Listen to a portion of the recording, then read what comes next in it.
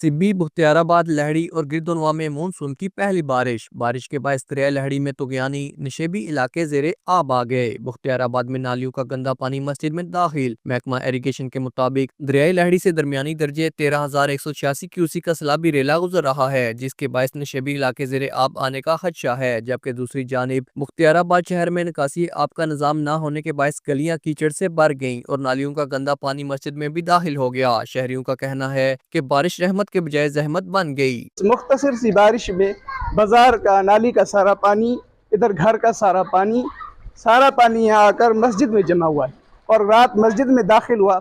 यहाँ से तो ठीक है मैं नल के बंद कर दूँ ये सुराख वगैरह, अभी दरवाजे से भी दाखिल हो रहा था पानी।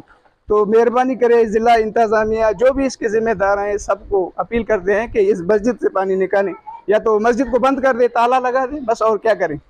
अब हम तो मजबूर है। आप अपील करते हैं ज़िला इंतज़ामिया से जो भी इसका जिम्मेदार है पानी को बराए मेहरबानी इस पानी को निकाला जाए। जो है ना बरसात हुए रात को जो है ना 2 बजे के करीब जो है ना मस्जिद के अंदर पानी और रोड दुकानों के आगे सारा गली और मोहल्ला जो है ना ये रोड कैसे बना हुआ है और जो है ना इसके लिए मैं निकासी के लिए जो है ना बात कर रहा हूँ। बख्तियाराबाद के शहरियों ने चेयरमैन जिला काउंसिल और डिप्टी कमिश्नर सिब्बी से नोटिस लेकर निकासी आपका मसला हल करने की अपील की है। अल्लाह यार डोम की, JK न्यूज़, सिब्बी।